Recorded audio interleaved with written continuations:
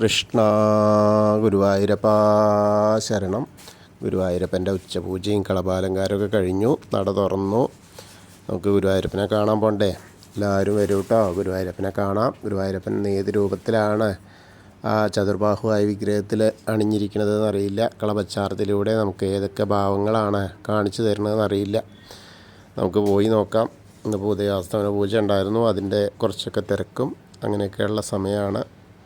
ആദ്യം തന്നെ കിഴക്കേ നടയിൽ വന്നിട്ട് ആ മഞ്ജുളാലിനെ ഒന്ന് പ്രദക്ഷിണം ചെയ്യുമ്പോൾ വെങ്കല ഗരുഡ ശില്പവും അതേപോലെ കുചേലൻ്റെ ശില്പമൊക്കെ കണ്ടു തൊഴുത് നേരെ അത്തിമര ഗണപതി ക്ഷേത്രത്തിൽ വന്ന് ഗണേശനെ കണ്ടു തൊഴാം.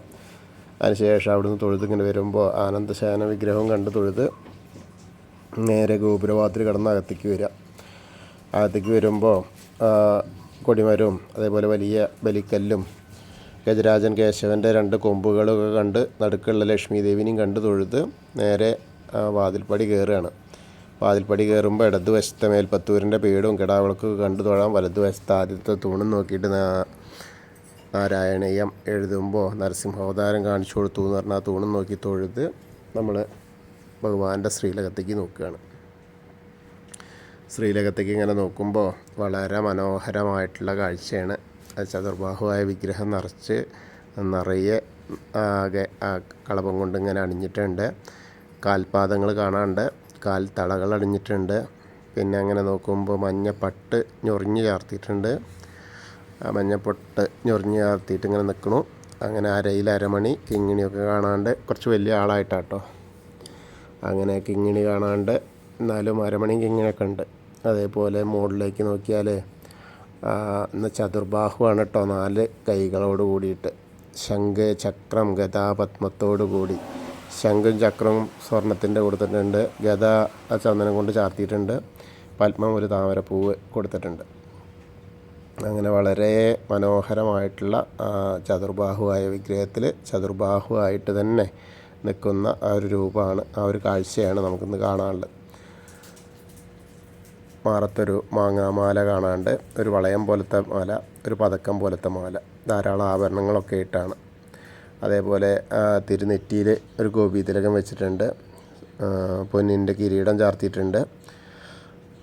കാതിൽ ചെവിപ്പൂക്കൾ വെച്ചിട്ടുണ്ട്. അതേപോലെ കൈവളകൾ, തോൾവളകൾ ഒക്കെ അണിഞ്ഞ് വളരെ മനോഹരമായിട്ടുള്ളൊരു കാഴ്ച. അങ്ങനെ നോക്കി വരുമ്പോൾ തിരുമുടിമാല 3 തിരുമുടിമാല ഉണ്ട്. തെച്ചിയും തുളസിയും ആയിട്ടുള്ളതും വെളുത്ത പൂവും തുളസിയും തെച്ചിയായിട്ടുള്ളതും, അങ്ങനെ 3 എണ്ണം. 2 ഉണ്ടമാലയുണ്ട്. അതും എങ്ങനെ വെച്ചാൽ തെച്ചി, തുളസി, വെളുത്ത പൂവായിട്ട് നല്ല തിക്കായിട്ടുണ്ട്. അങ്ങനെ ആ ഉണ്ടമാലയും അതേപോലെ തിരുമുടിമാലയൊക്കെ ചാർത്തിയിട്ട് നമ്മുടെ പൊന്നുണ്ണിക്കണ്ണൻ ഇന്ന് ഗുരുവായൂരപ്പനായിട്ട് തന്നെ ഭക്തരെ അനുഗ്രഹിക്കാനായിട്ട് കാത്തു നിൽക്കുകയാണ്. അപ്പോൾ എല്ലാവരും ഇപ്പോൾ ഭഗവാന്റെ ശ്രീലകത്തേക്ക് നോക്കിയിട്ട് സോപാനപ്പടിയിൽ നിന്ന് തൊഴുകയാണെന്ന് അങ്ങനെ മനസ്സുകൊണ്ട് വിചാരിച്ചോളൂ. എല്ലാവരുടെയും മനസ്സ് ആ ഭഗവാന്റെ തിരുമുമ്പിലാണ്. അങ്ങനെ പ്രാർത്ഥിക്കുക, നന്നായിട്ട് ഗുരുവായൂരപ്പനെ പ്രാർത്ഥിക്കുക. അപ്പോൾ ആ ഗുരുവായൂരപ്പൻ്റെ അനുഗ്രഹം നമ്മളിലേക്ക് എത്തും. അങ്ങനെ അവിടുന്ന് തൊഴുത് ഇറങ്ങിക്കഴിഞ്ഞാൽ അഗ്നികോണിലുള്ള ബലിക്കല്ലും അതേപോലെ ഭഗവാന്റെ തിടപ്പള്ളി, ആ ചുവരിൻ്റെ മുകളിലുള്ള അല്ലക്കണ്ണൻ്റെ ആ ഫോട്ടോ ഒക്കെ കണ്ട് തൊഴുത് വരച്ചത്. വീണ്ടും നമ്മൾ സപ്തമാതാക്കളെയൊക്കെ കണ്ടു തൊഴാം. പിന്നീട് അങ്ങനെ ഗണേശനെ കാണാനായിട്ട് പോവുക. ഗണേശൻ്റെ അടുത്ത് വരിക, കാണാം.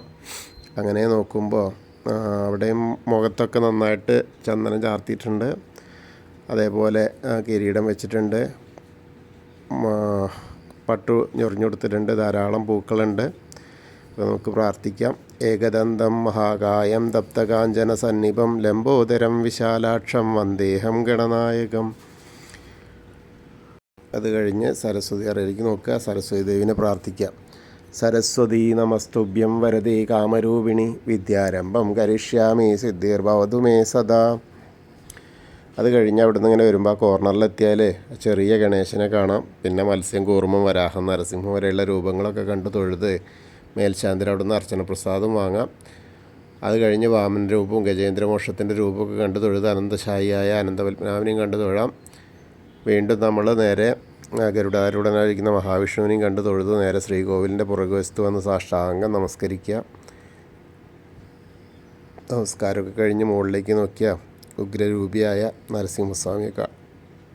പിന്നീട് നമ്മൾ തൊട്ട് താഴേക്ക് നോക്കിയാൽ ഭീഷ്മർ ശരശയ്യയിൽ കിടക്കുന്ന ആ ഒരു കാഴ്ചയും കാണാം. പിന്നെ വരുമ്പോൾ ബാക്കിയുള്ള ദശാവതാര വിഗ്രഹങ്ങൾ ശ്രീരാമചന്ദ്രനും ബലരാമനും ഭാർഗവരാമനും ശ്രീകൃഷ്ണനെയൊക്കെ കണ്ടു തൊഴുത് മുരുകനെയും കണ്ടു തൊഴാം. പിന്നീട് അങ്ങനെ ഹനുമാൻ സ്വാമി എടുത്ത് വരിക, ഹനുമാൻ സ്വാമിയെ കണ്ട് പ്രാർത്ഥിക്കുക. അവിടെയും ധാരാളം മാലകളൊക്കെ ഉണ്ട് കേട്ടോ. ഒന്ന് വെറ്റില മാല ഉണ്ട്, തെച്ചിപ്പൂവിൻ്റെ മാല ഉണ്ട്, അതേപോലെ തുളസി മാല ഉണ്ട്, ധാരാളം കുങ്കുമൊക്കെ ഉണ്ട്. അപ്പോൾ നമുക്ക് പ്രാർത്ഥിക്കാം. ത്വമസ്മിൻ കാര്യനിര്യാഗേ പ്രമാണം ഹരിസത്തമ ഹനുമാൻ യജ്ഞമാസ്തായ ദുഃഖക്ഷയകരോ ഭവ മനോജവം മാരുതതുല്യവേഗം ജിതേന്ദ്രിയം ബുദ്ധിമതാം വരിഷ്ഠം വാദാത്മജം വാനരയൂതമുഖ്യം ശ്രീരാമദൂതം ശിരസാ നമാമി. ബുദ്ധിർബലം യശോധൈര്യം നിർഭയത്വം അരോഗത അജാഡ്യം വാക്പടുത്തം ഹനുമസ്മരണാത് ഭവേത്. ഓം നമോ ഭഗവതേ ആഞ്ജനേയായ മഹാബലായ സ്വാഹ. വീണ്ടും നമ്മൾ അവിടുന്ന് ഇങ്ങനെ വരുമ്പോൾ രാധാകൃഷ്ണ വിഗ്രഹവും കാളിയമർദ്ദന രൂപവും വെണ്ണക്കണ്ണനെയൊക്കെ കണ്ട് തൊഴാം. പിന്നീട് ഓവിൻ്റെ അവിടെ വന്ന് പ്രാർത്ഥിക്കാം. അത് കഴിഞ്ഞ് നേരെ നമ്മൾ തൊട്ടടുത്തുള്ള താമരക്കണ്ണനെയും കണ്ട് തൊഴാം. പിന്നീട് അങ്ങനെ കിഴക്ക് വശത്തേക്ക് മുകളിലേക്ക് നോക്കിയാൽ കൊടിമരം കണ്ട് തൊഴാം. മണിക്കിണറും ഭഗവാന്റെ നൃത്ത അറയും കിടാവൾക്കൊക്കെ കണ്ട് തൊഴുത് അങ്ങനെ വന്ന് അടുത്ത അറയിലേക്ക് എത്തുമ്പോൾ കുറൂരമ്മയും നാരദരും മേൽപ്പത്തൂരിനെയും വസുദേവരെയൊക്കെ അങ്ങനെ കണ്ട് തൊഴുത് നമ്മൾ നേരെ വടക്കേ നടയിൽ കൂടെ പുറത്ത് വന്ന് പ്രസാദ കൗണ്ടറിലെത്തി ചന്ദനവും തീർത്തൊക്കെ വാങ്ങാം. അത് കഴിഞ്ഞ് നമ്മൾ നേരെ എടത്തരികത്തുകാവിൽ ഭഗവതിയെ കാണാനായിട്ട് പോവാം. പ്ലാവിൻ്റെ മുകളിൽ ചക്ക നല്ല വലുതായിട്ടുണ്ട് കേട്ടോ. അങ്ങനെ നോക്കിയിട്ട് നമ്മളിങ്ങനെ പോകുമ്പോൾ അമ്മയുടെ അടുത്തേക്ക് എത്തുക, അമ്മയെ കണ്ട് പ്രാർത്ഥിക്കാം. സർവമംഗളമാംഗല്യേ ശിവേ സർവാർത്ഥസാധികേ ശരണ്യേ ത്രയംബകേ ഗൗരി നാരായണി നമോസ്തുതേ. അമ്മയെ കണ്ട് തൊഴുത് അവിടുന്ന് വരുമ്പോൾ ആ കോർണറിലെത്തിയ വടക്ക് പടിഞ്ഞാറ് ഭാഗത്തേക്ക് നോക്കി തിരിഞ്ഞ് നിന്ന് മമ്മിയൂർ പോകുന്ന പോലെ സങ്കല്പിച്ച് മമ്മിയൂരപ്പനെ മനസ്സിൽ വെച്ചിട്ട് നമശിവായ നമശിവായ നമശിവായ എന്നുള്ള പഞ്ചാക്ഷരി മന്ത്രം ജപിക്കുക. അപ്പോൾ നമ്മൾ മമ്മിയൂർ പോയിട്ട് ദർശനം കിട്ടിയ പോലെയാവും. അതിനുശേഷം കൊടിമരത്തിൻ്റെ അവിടെ വന്ന് വീണ്ടും ആ ചതുർബാഹുവായ ഗുരുവായൂരപ്പനെ കണ്ട് തൊഴുത് നമസ്കരിക്കാം. പിന്നീട് കൂത്തമ്പലത്തിലും വന്ന് തൊഴാം, പ്രാർത്ഥിക്കാം. അങ്ങനെ അയ്യപ്പസ്വാമിയുടെ അടുത്ത് വന്ന് അയ്യപ്പസ്വാമിയെ കണ്ട് പ്രാർത്ഥിക്കാം. ഭൂതനാഥ സദാനന്ദ സർവഭൂതദയാപര രക്ഷ രക്ഷ മഹാബാഹു ശാസ്തേ സ്തുഭ്യം നമോ നമ. അങ്ങനെ അവിടെ നിന്ന് തൊഴുത് വന്ന് പടിഞ്ഞാറ് നടയിലുള്ള ദൈവസ്തംഭത്തിൻ്റെ മുകളിലുള്ള വേണുഗോപാലിനെയും കൊടിമരത്തിൻ്റെ മുകളിലുള്ള ഗരുഡധ്വജനെയും കണ്ട് തൊഴുത് പടിഞ്ഞാറ് നടയിൽ കൂടെ പുറത്ത് വന്ന് രുദ്രതീർത്ഥക്കുളത്തെ പ്രദർശനം ചെയ്യുക. പ്രദർശനം ചെയ്യുമ്പോൾ നടുക്കിലേക്ക് നോക്കിയാൽ കാളിയമർദ്ദന രൂപിയായിട്ട് ഉണ്ണിക്കണ്ണനെ കാണാം. വീണ്ടും നമ്മൾ ഭഗവാന്റെ പൂന്താനം തിരുമേനി പൂജിച്ചിരുന്ന ചെറിയ ഉണ്ണിക്കണ്ണൻ്റെ വിഗ്രഹം കാണാനായിട്ട് നാരായണാലയത്തിലേക്ക് പോവാം. അത് കണ്ട് തൊഴുത് ഭഗവതി നടയിലും കിഴക്കേ നടയിലും വന്ന് തൊഴുത് തെക്കേ നടയിലേക്ക് വന്ന് കൂവളത്തെ പ്രദർശനം ചെയ്യുക. പ്രദർശനം ചെയ്യുമ്പോൾ മഹാദേവനെയും പാർവതീ ദേവീനെയൊക്കെ മനസ്സിൽ വിചാരിക്കുക. നമ്മൾ ഇന്നത്തെ ഗുരുവായൂരപ്പൻ്റെ ഉച്ചപൂജയും കളഭാലങ്കാരമൊക്കെ കണ്ടു തൊഴുതു. എല്ലാവർക്കും ആ ഗുരുവായൂരപ്പൻ്റെ അനുഗ്രഹം ലഭിക്കും. കൃഷ്ണായ വാസുദേവായ ഹരയേ പരമാത്മനെ പ്രണതക്ലേശനാശായ ഗോവിന്ദായ നമോ നമഃ. ഹരേ കൃഷ്ണ. ഗുരുവായൂരപ്പാ ശരണം.